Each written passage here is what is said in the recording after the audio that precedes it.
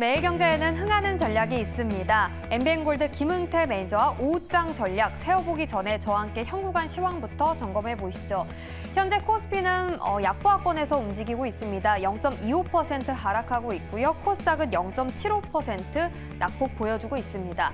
오전장 코스피 지수 흐름부터 자세하게 체크해 보시죠. 코스피는 장 초반에 2,718포인트에서 상승 출발했습니다만 하락하는 종목의 개수가 장 초반에 250개에서 500여 개로 늘어나면서 2배 가까이 늘어나면서 하방 압력 받고 있습니다. 시총 상위 기업 안에서 조선과 원전이 약세를 보이고 있고요. 엔비디아 실적 발표를 앞두고 반도체도 쉬어가고 있습니다. 반면 오히려 2차 전지 강세 나타내고 있고요. 유가가 급등하면서 한국가스공사도 장중 7% 넘게 오르고 있습니다. 자, 코스닥도 흐름 살펴보시죠. 코스닥도 역시 비슷한 흐름입니다. 낙폭이 더 커지고 있는데요. 반도체 소부장 기업들이 전반적으로 조정을 받고 있는 가운데 엔비디아의 블랙웰의 액체 냉각 기술이 활용되면서 액침 냉각 관련주 KN솔이 급등하고 있습니다. 뿐만 아니라 전기차 화재 예방 그리고 일부 바이오 기업들이 지수 방어에 도움을 주고 있습니다. 자, 현구간 수급은 어떨까요? 수급의 향방도 체크해 보겠습니다. 일단 코스피에서는 개인과 기관의 쌍끌이 동반 매수세가 나타나고 있고요. 코스닥에서는 개인만이 매수 우위 나타내고 있는데요. 코스피 매매 동향부터 조금 자세하게 짚어보자면 개인이 처음부터 매수세를 보였던 건 기관이 처음부터 매수세를 보였던 건 아니었습니다. 개인은 조금 매수세를 보였고 기관은 10시 부근에서부터 매수세로 전환하는 모습이 포착됐습니다. 11시 기준 기관의 장바구니를 좀 체크해 보니까 한국전력 그리고 유한양의 LG엔솔 이렇게 세 가지 기업을 가장 많이 사고 있었습니다. 코스닥 매매 동향은 어떨까요? 코스닥에서는 개인 홀로 물량을 다 받고 있는 모습입니다. 개인이 업종별로 좀 어떤 업종을 주로 사는지 보니까 제조와 기계, 유통업을 집중적으로 매수하는 흐름 나타났습니다. 현구간 시황 체크해 봤는데요. 김은태 매니저와 오후장 전략 좀 더 제대로 세워보겠습니다. 시장 안에서 특징이 없다는 것만큼 대응하기 어려운 장도 없는 것 같습니다. 오늘이 바로 그렇죠. 주도주, 주도 섹터가 부재한 상황에서 각종 이유를 달고 오르는 테마들이 눈에 띄고 있습니다. 남은 오후장, 우린 어떤 전략이 필요할지 월요일 이 시작의 시점에 놓여 있는데요. 김흥태 매니저와 함께 전략 짜보도록 할게요. MBN골드 김흥태 매니저 모셨습니다. 안녕하세요. 네, 안녕하세요. 네, 반갑습니다. 자, 일단 시장 안에서 어떤 특징들이 있는지도 발견해 봐야 될 것 같고요. 아무것도 특징이 없다면 그래서 나는 어떻게 대응해야 되는지 전략이 필요할 것 같아요. 오전장 보시면서 어떤 생각이 드셨을지 시황 한마디부터 한번 볼 텐데 흥태 매니저님은 오히려 오늘의 조정을 저점 매수 기회로 보자라고 하셨습니다. 낙폭이 엄청 큰 건 아닌데 주말 사이에 뉴욕 증시가 강했다 보니까 이 적은 낙폭도 우리에게는 굉장히 야속하게 느껴지는 하루인 것 같아요. 네, 맞습니다. 아무래도 지난 금요일 날 이제 잭슨 홀 미팅이 끝났잖아요. 네. 제가 아마 지난주에 시장을 보면서 아직까지는 시장을 좀 관망하자라고 말씀드렸고 잭슨 홀 미팅이 끝나고 나서부터 파월 의장이 어떤 연설을 또 할 것인지에 대한 주목을 보고 그렇게 하고 나서부터 시장에 대한 방향성이 정해질 수 있다라고 했는데 다행스럽게 뉴욕 증시는 상승을 했습니다. 하지만 국내 증시는 아직까지는 뭐 상승할 수 있는 힘 작용이 없다라고 좀 아쉬운 부분인데요. 아무래도 주말 동안에 나왔던 게 아무래도 지정학적 리스크가 좀 나오다 보니까는 아무래도 거기에 대해서 시장에 대한 여파를 좀 나타날 수가 있는데 어쨌든 간에 지정학적 리스크에 대한 이제 문제점들은 어느 정도에 대해서는 다시 한번 회복할 거라기 때문에 그 외적으로서 큰 악재는 없을 것으로 보여지고요. 그렇게 하더라도 큰 호재는 아직은 없습니다. 우리가 기대해 볼 수 있는 거는 지금에서는 엔비디아 실적 발표를 앞두고 있는데 아무래도 실적 발표가 이제 아무래도 컨센서스보다 상회할 거라고 기대를 하고 있기 때문에 그 점을 본다라고 하면은 오히려 조금 저점에서 매수할 수 있는 오늘이 좀 기회가 되지 않을까. 워낙에 또 오늘은 하락장은 좀 가고 있지만 그래도 낙폭이 크지 않았기 때문에 그만큼에 대한 시장에 대한 큰 악재는 없으니까는 좀 여유 자금이 되신 분들은 저점에서 충분히 매수할 수 있는 기회다라고 보시면 될 것 같습니다. 엔비디아 실적이 잘 나올 것을 예상한다면 오히려 저점에서 매수할 기회가 오늘이다. 그럼 반도체 매수한다. 이렇게 해석해도 될까요? 일단은 반도체를 매수하는 것도 나쁘진 않은데요. 네.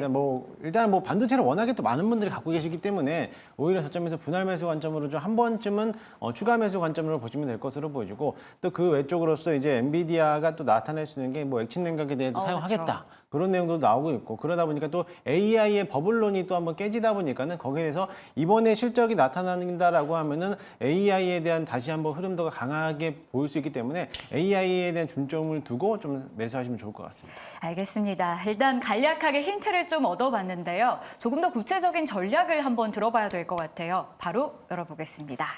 흥태 매니저님의 오늘 전략은요. 수급을 반드시 체크하자라는 건데 일단 큰 그림에서 오늘 수급은 개인만 매수하고 있고 외국인이 팔자세로 일관하고 있는데 SK 하이닉스 중심으로 팔자예요. 어떤 수급을 체크해서 종목을 발굴해야 될까요? 아, 네, 맞습니다. 오늘 시장에서 뭐 대형주 위주로 사는 것보다는 좀 중소형주로 좀 단기성으로서 좀 대응하는 게 좋지 않을까. 워낙에 또 시장이 약세장으로 가고 있다 보니까는 무리하게 급등하는 종목을 쫓아가는 것보다는요. 일단은 수급이 받쳐주고 있고 일정이 또 남아있는 기업들을 본다라고 하면은 오히려 오늘 같은 시장에서 수급이 들어왔는데도 불구하고 올라오지 못하는 종목들, 그 종목들이 어느 정도 지금 자리를 매집하고 있다라고 보시면 될 것 같습니다. 따라서 일정 부분에서 소화할 수 있는 자리 그 모멘텀을 본다라고 하면 여러 가지가 있는데요. 지난 주말간에 이제 배터리 화재 관련돼서 이 기업들에 대한 움직임들이 오늘도 강한 흐름을 보여왔고요. 앞으로 이제 남아있을 대왕고래 프로젝트에 대한 일정도 남아있을 거고 그 외적으로서도 여러 가지 뭐 일정 부분에 대한 모멘텀들이 남아있기 때문에 그런 측면의 섹터를 본다라고 하면 오히려 또 괜찮을 것으로 보여지고요.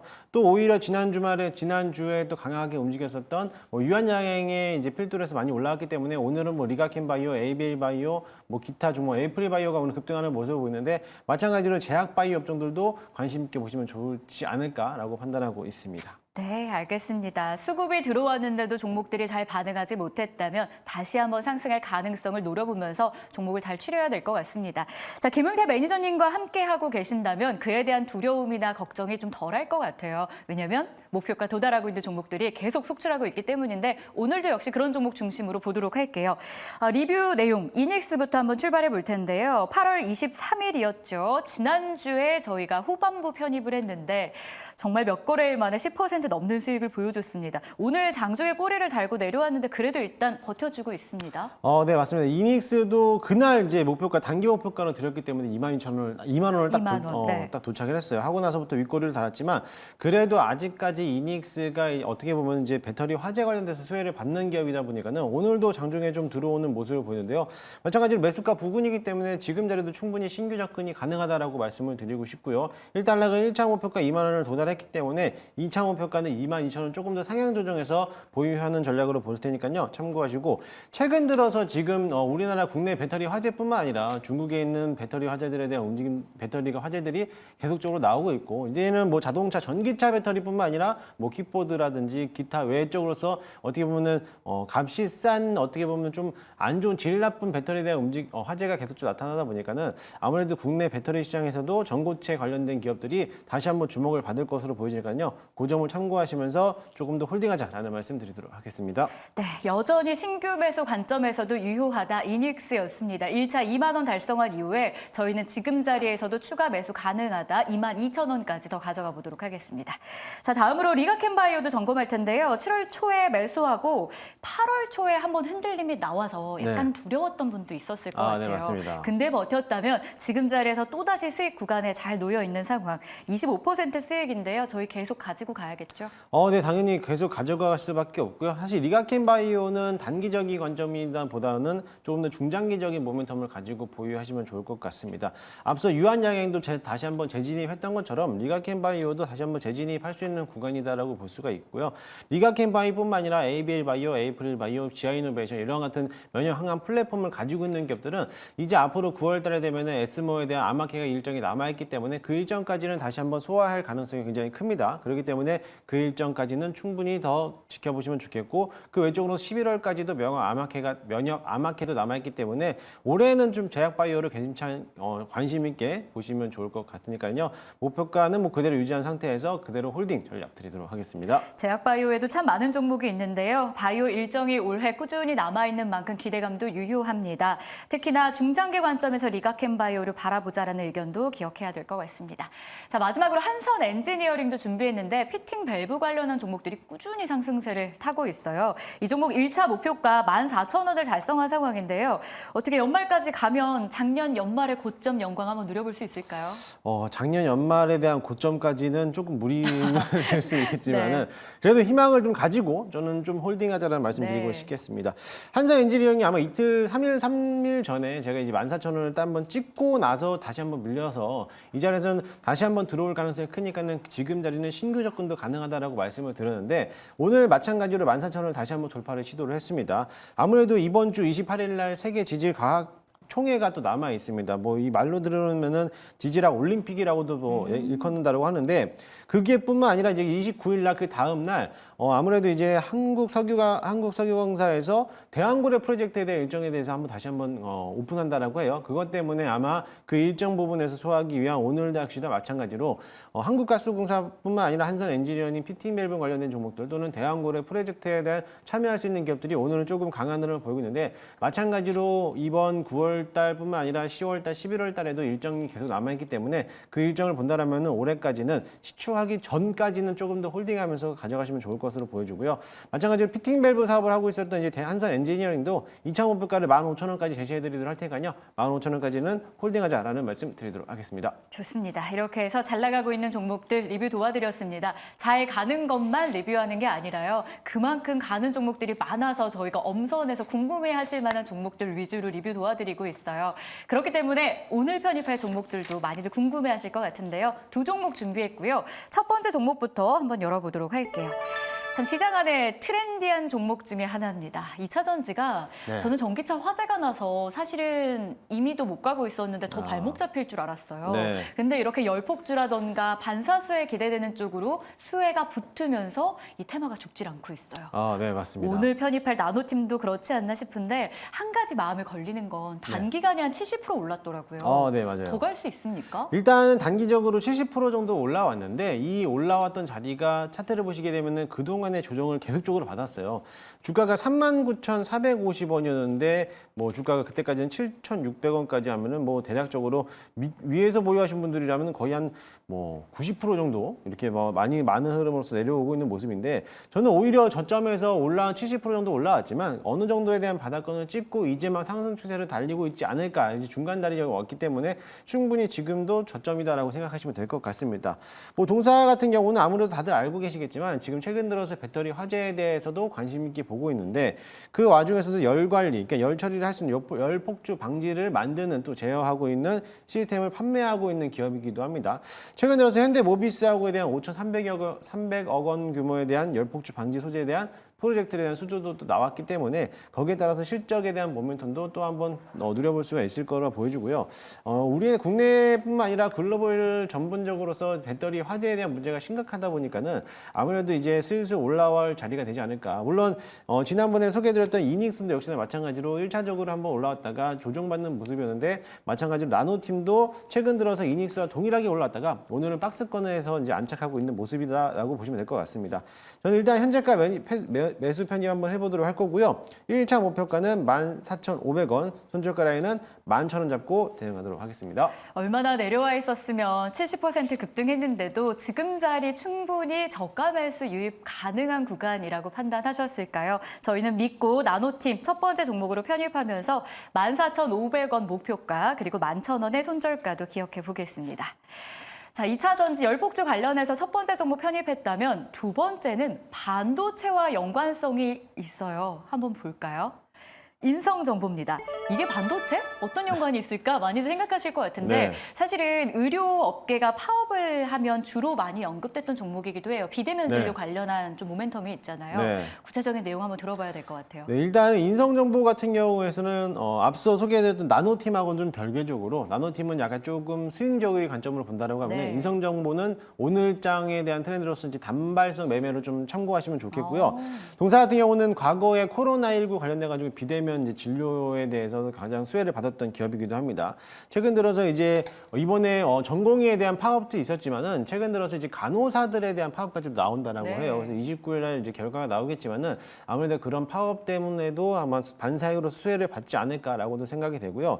그것도 그거지만은 일단은 최근에 이제 지난 주말이었죠.